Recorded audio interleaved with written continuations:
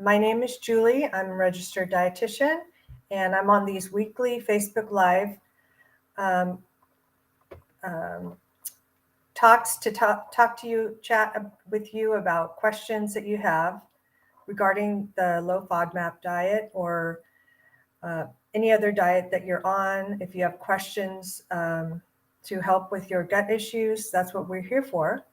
Today, we're going to be talking about overcoming cooking challenges and recipe adaptations. I've noticed that when I'm on Facebook with you and answering questions, that there have been a lot of questions. So we picked that topic for today. And so feel free, if you'd like to submit a question, to do so live, and we'll get to your questions. Thank you again for being here. And just to introduce myself, I'm a registered dietitian, have been so for over 30 years. And if you've been on these chats before, you probably already know this, but we have a lot of new members lately. So I'd like to let you know a little bit about myself. I've been in practice since 1991 and working mainly with gastrointestinal difficulties, patients in hospitals, in clinics, in various different areas of dietetics and nutrition. And I've noticed that, irritable bowel syndrome and the low FODMAP diet, when that came out, was keenly interested in that and dedicated myself to learning more about that. I feel your pain. I have celiac disease and was diagnosed back in 2009. So I know what it's like to navigate through dietary restrictions, go to grocery shop, go to restaurants,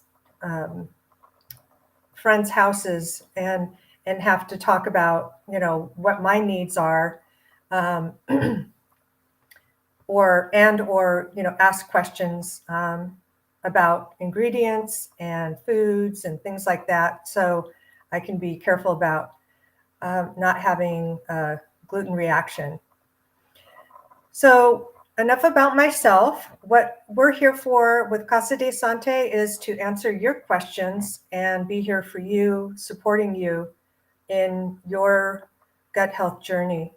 And the first question today regarding cooking challenges and recipe adaptations is, what are the common cooking challenges that people with IBS face, and how can they overcome them?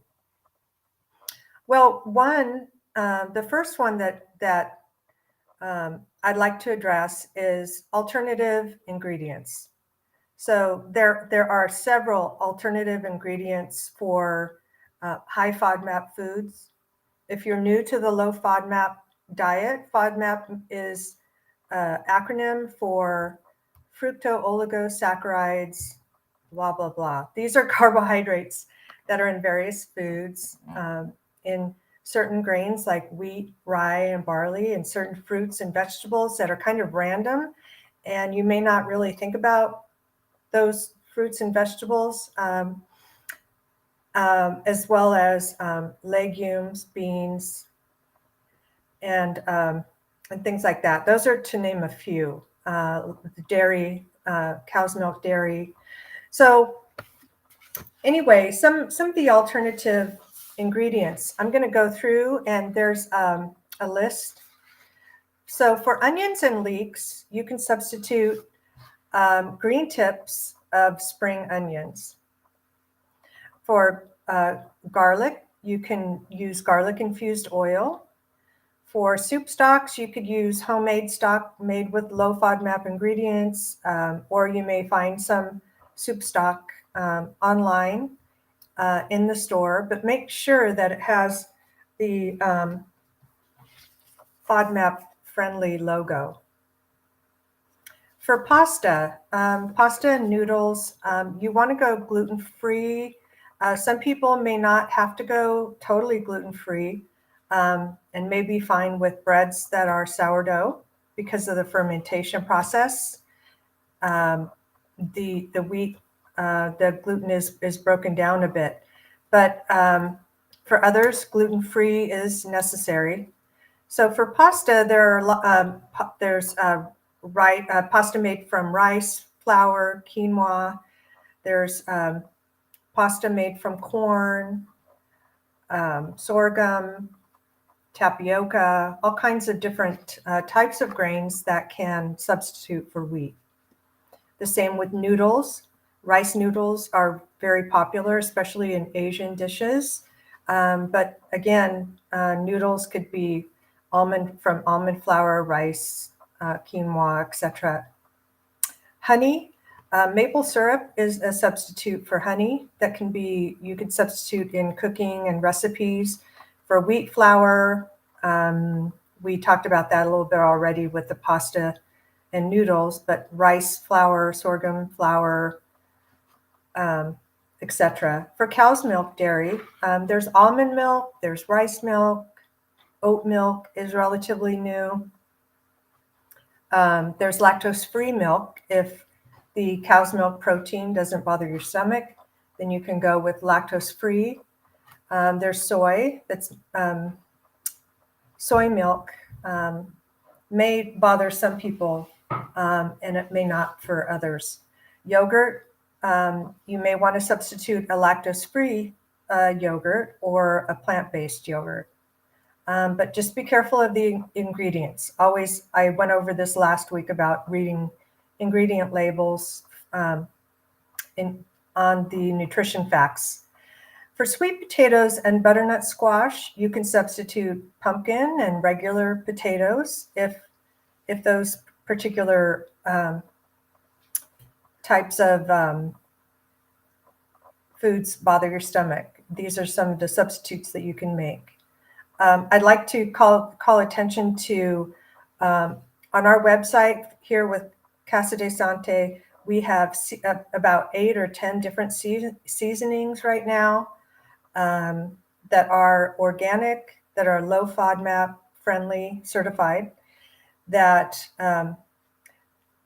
have no garlic or onion, and they're all natural ingredients. And so to try those seasonings in your food, there's Thai, there's barbecue rub, Tuscan herb, lemon herb, just all kinds of different seasonings that you can use in your recipes, in your favorite recipes, instead of using garlic and onions and some other herbs. Another, in addition to alternative ingredients, another challenge for cooking is really cooking for the rest of the family in addition to yourself. So I've had this question a lot on the Facebook site. And you can really use low FODMAP recipes as a base for cooking and add high FODMAP ingredients separately.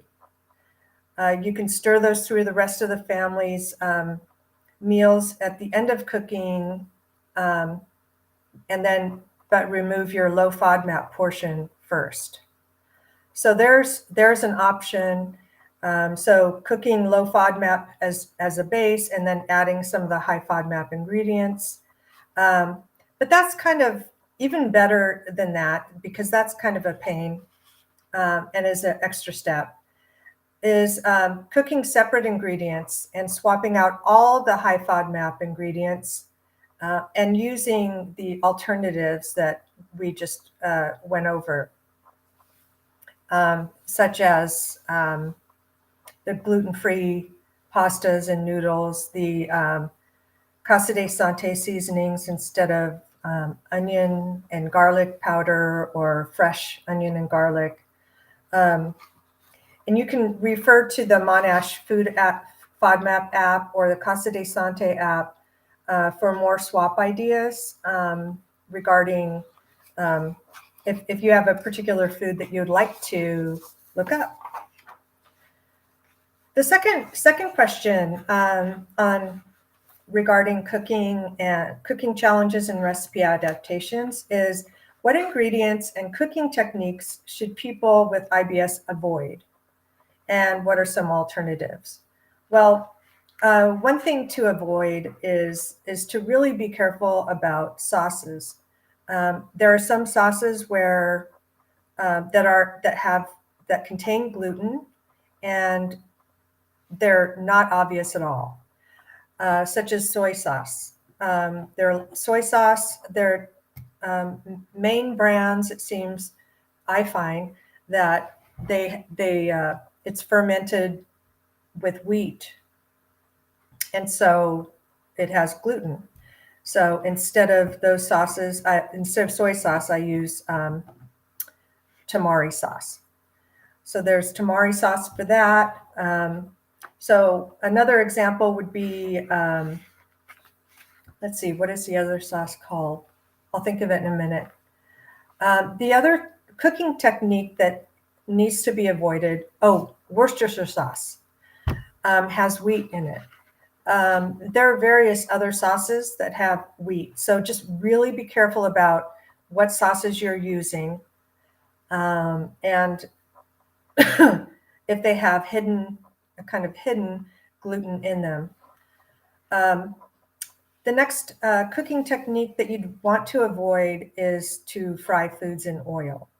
Frying foods in oil makes foods harder to digest. Fried food can be a trigger for irritable bowel syndrome because of the richness of fried foods. Frying in oil causes. So I would avoid frying foods in oil. And what you can do instead is air fry. You can bake certain foods. But air frying has gained popularity here in the United States for sure. And you may have tried that already too. And I have many people that swear by it, and I enjoy it too. So you're not using oil, but you're getting the taste and texture similarly as you would with fried foods, the crunchiness. So there's a couple of examples for ingredients to watch out for and cooking techniques to watch out for as well. The third question, how can you adapt recipes to make them IBS friendly without sacrificing flavor? Well, this kind of has to do with the first question a little bit too. You can add flavor without any garlic and onion by using fresh chives, the top of scallions. So chives and scallion tops are usually tolerated much better than garlic and onion. Turning to garlic powder and onion powder, some people think may be a better option, but it's not, because the garlic and onion is actually more concentrated in the dry powder. So those need to be avoided. Use garlic or onion infused oil. I haven't really seen onion infused, but anyway, this is when you steep in oil, garlic or onion for a long period of time, strain them out, you can use the flavored oil because the fructans in the FODMAP, the first F, is not left in the oil. They're water soluble, but they're not soluble in fat. So that's why you can use oil infused garlic and onion, and then remove and then strain them. So you could pump up the flavor with other herbs and spices besides garlic. There's all kinds of herbs and spices that can deliver the flavor, like cumin, paprika, chili powder, fennel. There's just a huge list, actually, of herbs that are FODMAP friendly. Casa de Sante, low FODMAP spices and seasoning. They are vegan, gluten-free, kosher, free of garlic and onion. There's 8 different flavors. I mentioned before a few: Thai curry, Cajun and Creole, adobo, taco flavor, Tuscan herb, chili, barbecue coffee rub, and lemon herb. So these are offered at a bundle for a really good price. And I've used these in cooking, and it just makes a really convenient way of cooking with a lot of flavor. And I usually don't have too much time to get individual herbs and things like that. So I just use these. So number 4, what are some tips for improvising when you can't use certain ingredients in a recipe? Well, if you can't use certain ingredients in a recipe, you can improvise by using kind of similar ingredients, but similar ingredients that are safe. And we kind of already went through that with the. I have a chart here of, say, instead of onions and leek, using the green tips, instead of garlic, using the infused oil. So this is kind of a repeat question.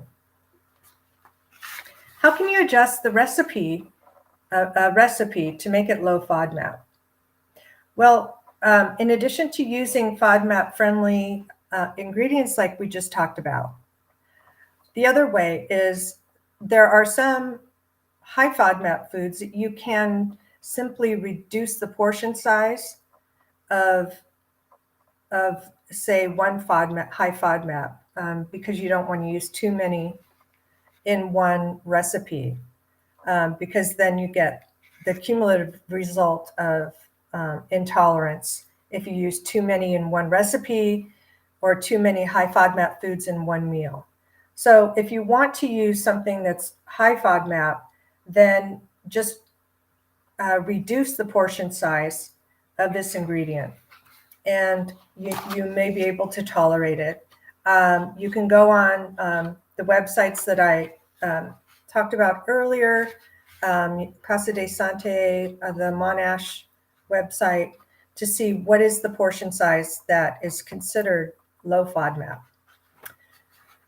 The next question is, how do you balance the need for fiber and other gut-friendly foods with the needs of people with IBS?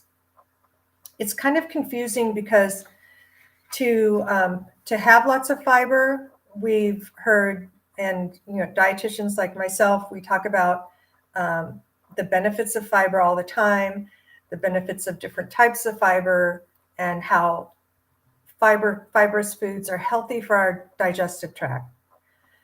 But with IBS and some other gut health issues, too much fiber can be a trigger in and of itself. Maybe the type of fiber, as well as the content of fiber. We know that women need around 25 to 28 grams of fiber a day. Men need around 32 to 35 grams of fiber per day. However, the problem is that that's a generalized statement, and it doesn't necessarily apply to everyone because of the fact that if you have gut health issues, maybe too much fiber will be a trigger. So some people may need less fiber, and if especially you have constipation as one of your symptoms of IBS, SIBO, or any other gut health issue that you're having, increasing fiber intake seems like a logical recommendation. However, the fiber tolerance, you need to kind of keep track yourself and know yourself how much fiber you can tolerate and how much you cannot. For example, having a big plate of raw vegetables. For some people with IBS, they can handle it if it's a low FODMAP food. For some people, no. For example, lettuce, even iceberg lettuce. There are some who can't even tolerate that, and some who can. So even within having the same diagnosis, there can be variances of tolerance. So that's something to pay attention to. Some studies suggest that having a low fiber diet can help manage symptoms, especially with diarrhea, IBS-D, or IBS-M, which is IBS mixed, going back and forth between diarrhea and constipation, maybe reducing fibers. Especially, there are two types of fibers. One's a soluble fiber. The other one is insoluble fiber. And plant-based foods often contain they contain both. Foods rich in soluble fiber are like, for example, peas, oats, barley, lentils, citrus fruits, apples, and psyllium, which is a fiber supplement over the counter. These are all types of soluble fibers. They're known to lower cholesterol, LDL cholesterol, and raise good cholesterol, the HDL. And then fibers from insoluble fiber are in wheat bran, whole wheat flour, beans, nuts, root vegetables, and vegetables like cabbage and cauliflower can be high in insoluble fiber and more likely to cause abdominal pain and bloating. So anyway, these are just some things to keep in mind, and a little bit of knowledge about the fibrous content of foods and how it can be a little bit confusing, with the messages that you see out there about fiber content with gut health. So knowing yourself and being self-aware of what foods specifically and how much fiber, if they're really fibrous, and raw fruits and vegetables, some people cannot tolerate, but they can tolerate them cooked. And we have another question that's related to that we'll get to. So the next question is, how can you make a recipe more or less spicy depending on your tolerance level? Well, that's a good question. There's no need to, for low FODMAP meals to be bland, because there are a lot of herbs and spices, a huge range of herbs and spices that are FODMAP friendly. Coriander, cumin, paprika, cinnamon, chili, black pepper, cloves, thyme, nutmeg, rosemary. I mean, there's a list here of about 25 or 30 different types of herbs and spices that are low in FODMAP. And if you have more questions, you can always go on the Facebook page and ask about that, or go on the website. Casa de Sante website has this information as well. So you do not need to have bland meals. Just know what types of herbs and spices you can use and which you can't.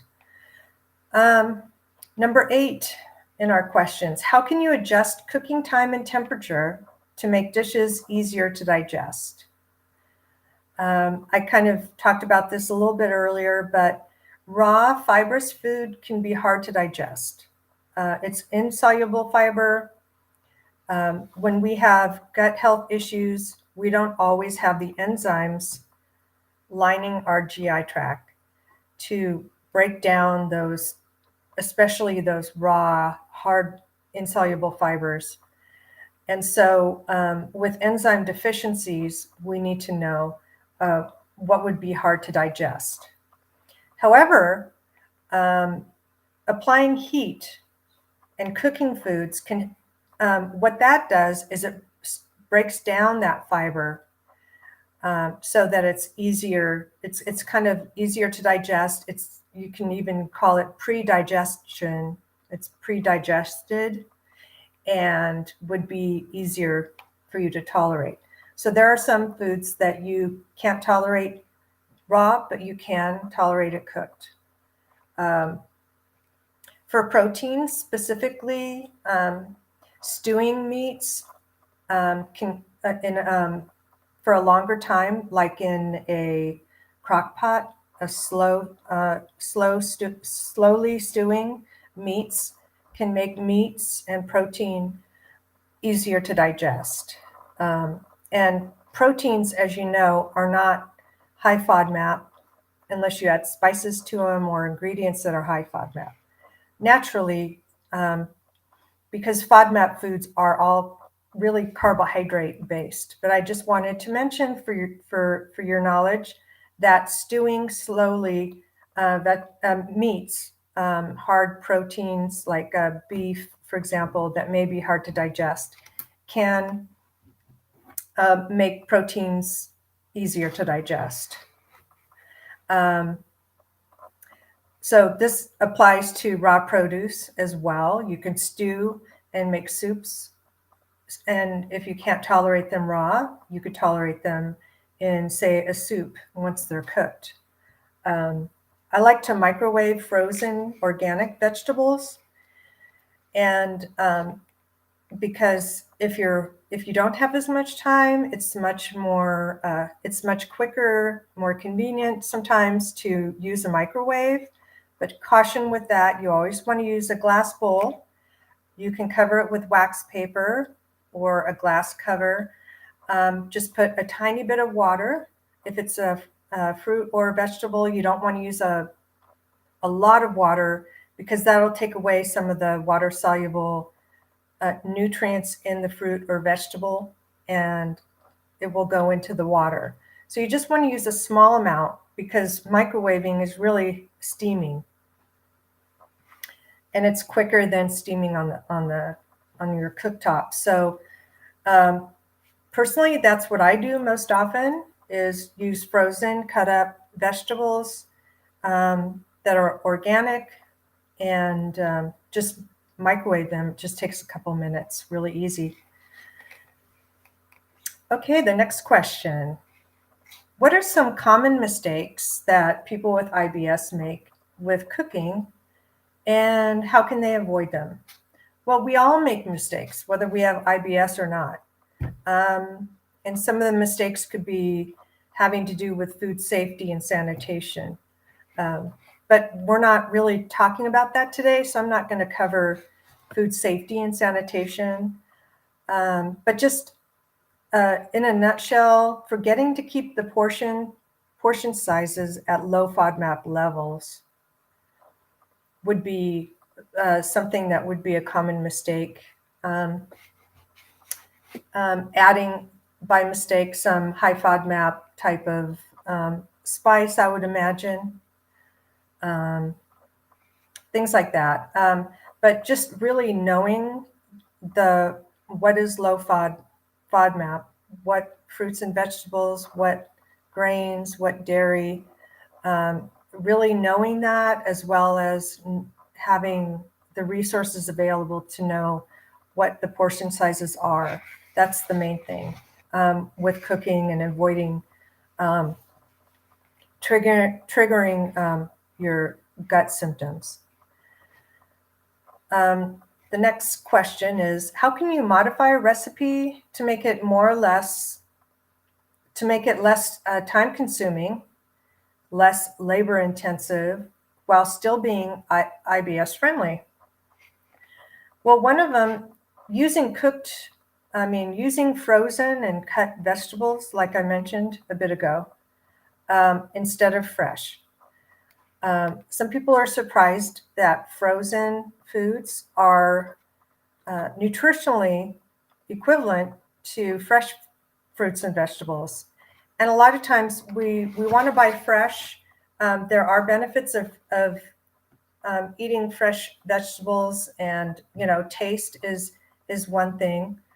But really, in the freezing process, the fruits and vegetables are flash frozen very quickly. And so that retains the nutrient value, retains the taste, the texture of the fruit or vegetable really well, so that it really can be an easier way, reduces the waste. because if you buy a bunch of produce and don't use it quickly enough, it can go bad. But with frozen, you just use the amount that you need, like half a cup of something, and then you freeze the rest. You just keep it in the same container, and frozen foods stay good for a long time.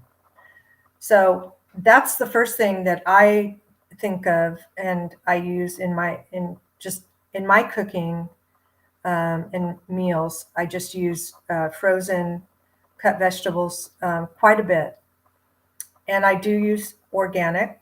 At Trader Joe's, where I get most of mine, I notice that there's not much of a price difference with the frozen vegetables. So it works well for me personally. Using slow cookers, so dinner is ready by the time you get home. If you work away from home, slow cookers and other ways of cooking slow can be really useful and make it less time consuming. Using air fryers to fry foods. And then also, and I'm going to cover this a little bit more from our last topic last week, is batch cooking. Batch cooking your favorite foods so that you can refrigerate them or freeze them. Batch cooking, while taking one day out of the week, like on a Sunday, for example, you go grocery shopping, you can set aside certain ingredients that you want to batch cook into your meals, and you could even vary those cooked meat or produce. You can vary those and make them into different meals during the week. For example, if you batch cook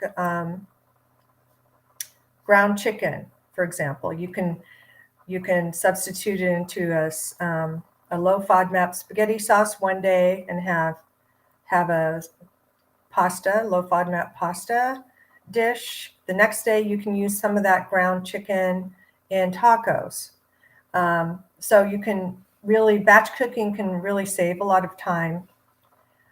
You do need to be careful about refrigerating no more than 3 or 4 days if you have it cooked already. You can freeze it and into portion sizes and have it for a week from now or something like that. But cooking all at one time can really save a lot of time and makes cooking less labor intensive and less time consuming. So those are, so just as a summary, these are some ways to overcome your cooking challenges and recipe adaptations. I do want to mention that on casadesante.com, there are recipes for all the different categories. There are recipes for breakfast, lunch, dinner, snacks. There's recipes for appetizers, things like that. So you can go on and check out the recipes. There's meal planning for different types of diets as well. And so meal planning, there's different meal plans for vegan, paleo. They're all low FODMAP based. You can get customized meal plans made for you with a registered dietitian like myself, so that it's personalized. But there are a lot of different types of meal plans as well as recipes and seasonings, for example, that can make cooking and adapting your recipes easy. You can use it like your online cookbook. So the resources there are really valuable, and I use them all the time in my cooking as well. So last week we talked about grocery shopping, and I didn't get to a couple of questions that were at the end. So I wanted to go back and talk about a couple of questions that we didn't get to last week. So one of them was, how can we prioritize organic or local produce products without breaking the bank? For a long time, organic foods were, and still are in some stores, there's a huge price gap between conventional and organic foods. And in some stores, and that's been changing over the last, I've noticed, couple years, and certainly in some stores, less than other stores. And I mentioned earlier that I go to Trader Joe's a lot, and I find that there's maybe a 50-cent difference in a bag of frozen vegetables that's conventional versus organic. So to me, it's worth it to go with the organic. There are certain foods that really we do need to prioritize being organic, because with gut health issues such as irritable bowel syndrome, SIBO, Crohn's, celiac, any kind really of gut health issues, we want to eat as clean as possible. We want to avoid pesticides in our foods as much as possible, but we don't want to break the bank at the same time. So there are ways of doing that. And there are certain foods that really, they don't necessarily need to be organic, because either they have a thick peel or their natural chemical makeup is not attractive to pests. So they're naturally, they don't have to use pesticides on them. So we'll go over some of those today as well. Really, though, the nutritional content of organic foods do not differ. Organic versus conventional, you're not going to have a nutritional difference in those. For a while, people thought that there was a difference in the nutritional content, but there is not. Research shows that. Organic foods just have that advantage of food safety, with about 30% lower pesticides residue than conventional foods. So pesticide levels are both in organic and conventional foods. They are both within allowable safety limits. However, I believe especially with gastrointestinal issues and being at higher risk for gastrointestinal cancers, things like that, to eat more clean and as much as possible is a good idea for ourselves and our family. So every year, the Environmental Working Group updates their Dirty Dozen and their Clean 15. So their Dirty Dozen is a list of 12 fruits and vegetables that will usually be at the highest rate of contamination. And these foods I highly advise to buy organic. They are strawberries and blueberries, different types of berries, spinach, kale, collard and mustard greens, peaches, pears, which is high FODMAP anyway, pears, nectarines as well, apples, grapes, bell peppers and other peppers, cherries, blueberries, we mentioned that already, and green beans. So these foods are worth prioritizing and buying organic. The foods that are the Clean 15, which are low in pesticides, and might not justify the extra cost are avocados, corn, sweet corn, pineapple, onions, and papaya, frozen sweet peas, asparagus, honeydew melon, kiwi, cabbage, mushrooms, mangoes, sweet potatoes, watermelon, and carrots. These are some that don't necessarily need to be.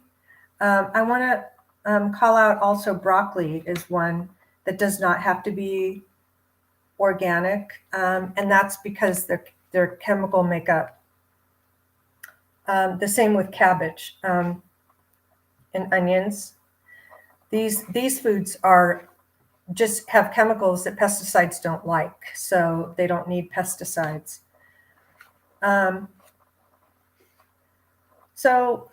Purchasing, whether you purchase at farmers markets or in your produce section of your grocery store, these are the organic foods that, to prioritize, and some conventional foods that you can buy and feel safe.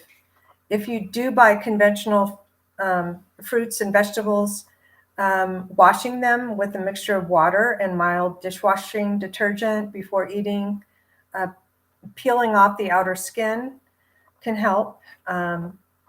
If you don't buy organic, these are some that will reduce the pesticide load somewhat. So you can use that technique as well to reduce the amount of pesticides in the fruits and vegetables, if possible. So I hope that answers that question. I've had that question quite a bit. Okay, the next question that I didn't get to last week, which is an important one, is can you share any advice for reducing food waste to help stretch out the budget and promote healthier eating habits? So yes, reducing food waste is important. We especially with grocery prices now being so high, it is a good idea to do the basically the meal planning and the grocery shopping and being organized and very deliberate in your grocery shopping and that whole process of going from getting the foods that you need to the end of to serving meals. There's a process that really helps reduce food waste, and that is before grocery shopping to start the process with meal planning. And I mentioned earlier that Casa de Sante has low FODMAP meal plans that you can look at and use as a kind of a template. And if you're vegan, if you're low histamine, if you're AIP, autoimmune, paleo, for example, we have all of those types of low FODMAP meal plans. If you want to make your own meal plan template, then that would work too. But start out this process from meal planning to serving meals. Start out this process with planning your meals for the week or for 2 weeks, however often you do grocery shop.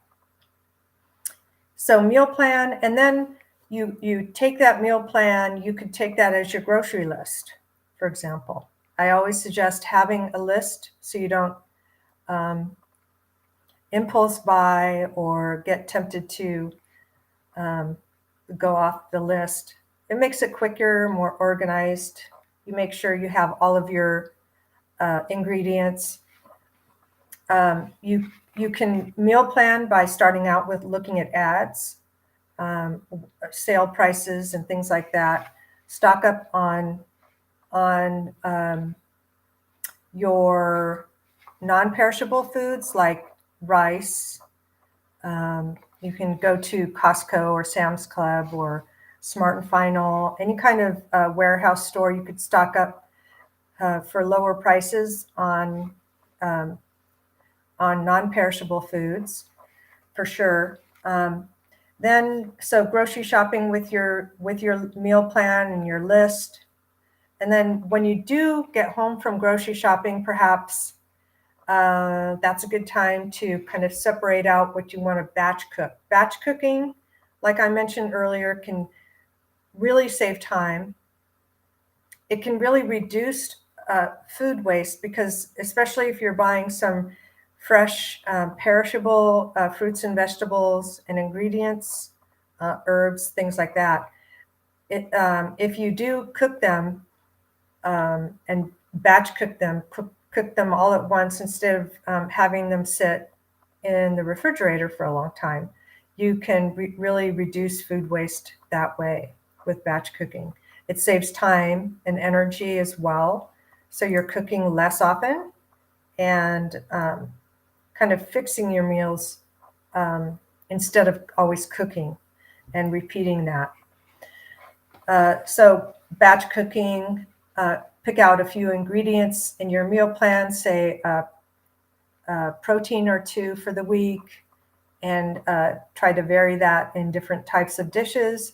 You can do the same thing with produce and a carbohydrate, for example, rice or fruit or vegetable. So batch cooking those ingredients, you could store them in portion sizes for the number of people that you have regularly eating meals.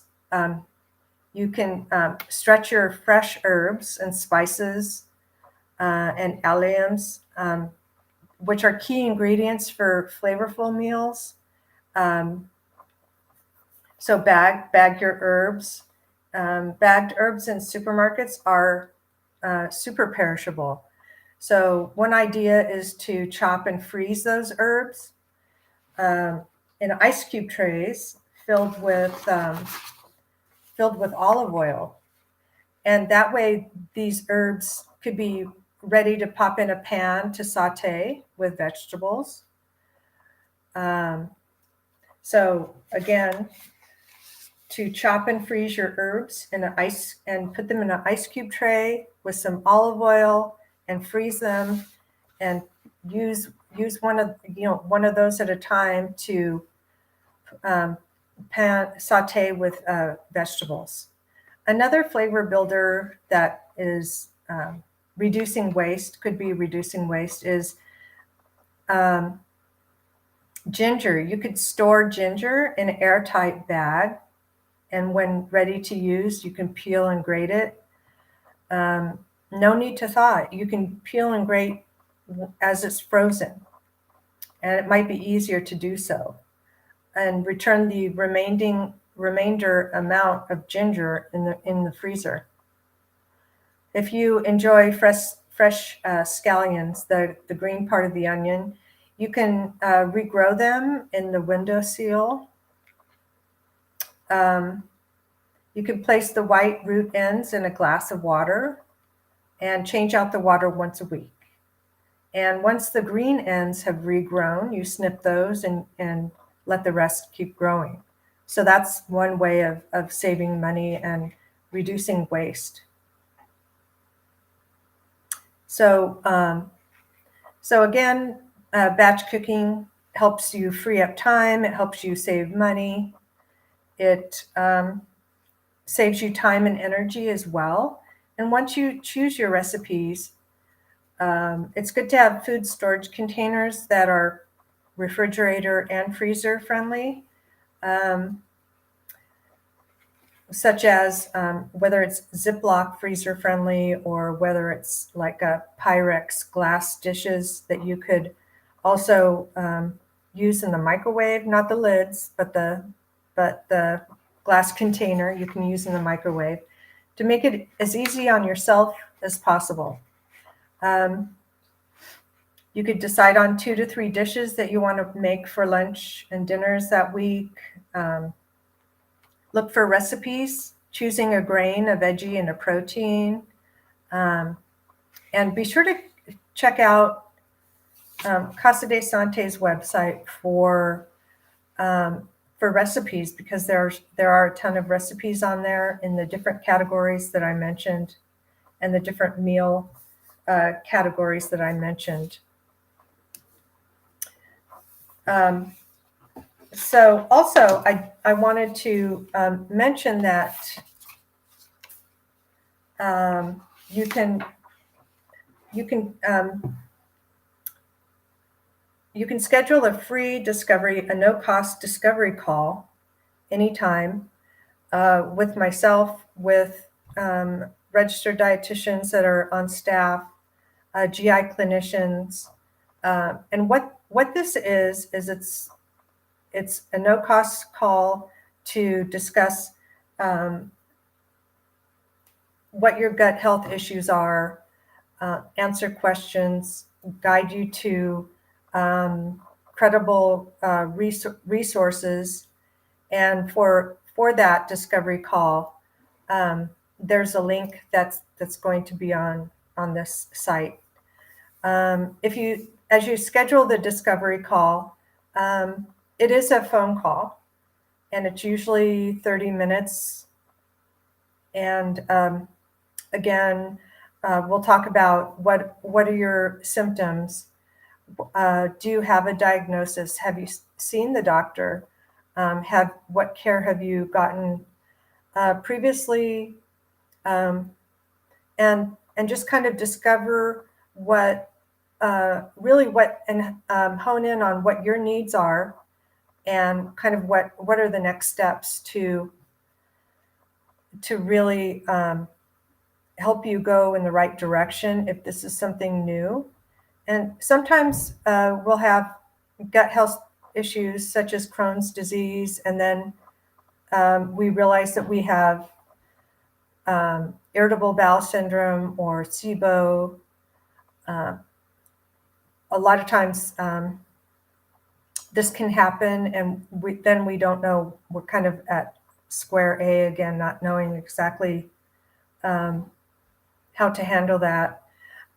If you've gotten to a point where your diet is really, you're only able to tolerate a few foods, for sure, schedule a discovery call.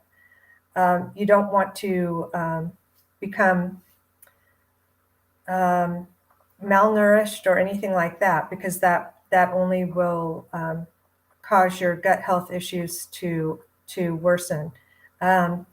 If you're becoming weak and not able to heal as well, as your nutrition kind of narrows, or your food tolerance levels become narrower and narrower, you're getting less and less nutrients. So reach out for help before this happens, so that you can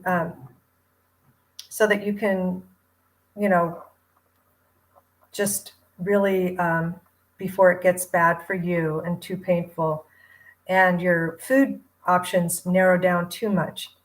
We want to catch that and nip it in the bud, so to speak, so that it doesn't get too overwhelming. And we wouldn't want you to get weak and have a difficult time in the healing process. I want to also mention, and something that I see on the Facebook sites as I'm answering questions, and I really do enjoy the fact that we can support each other. And I've learned a lot through looking at the Facebook page and what works for some people and what doesn't work, and just sharing what really works well for you and everything. I just want to kind of put a caution out there about credibility of sometimes if there's a healthcare provider that may not be necessarily credible and have gone through becoming licensed and registered and that whole process. Just be careful about the credibility of your caregiver in this process. Sometimes we want to feel better so quickly. And sometimes we have to wait quite a while to get an appointment with our healthcare giver, our doctor, our dietitian. So again, the no-cost discovery call could be kind of a way to get some answers a little bit quicker while you're waiting for a doctor's appointment or something like that. So be sure to schedule that if you feel like you need to. But for sure, check out the other resources, such as meal plans. A lot of them have been developed by dietitians like myself, who are trained in the low FODMAP diet, well trained in that, and how to put foods together into meals. The recipes are all low FODMAP and certified, so that you know that you're getting ingredients and you're getting food advice that is credible and research-based, for whatever type of gut health issue that you're having. I know that for me with celiac disease, meal planning, eating out, and really avoiding cross-contamination and some of those other things have been, even though I'm a dietitian, those types of things are sometimes a real challenge.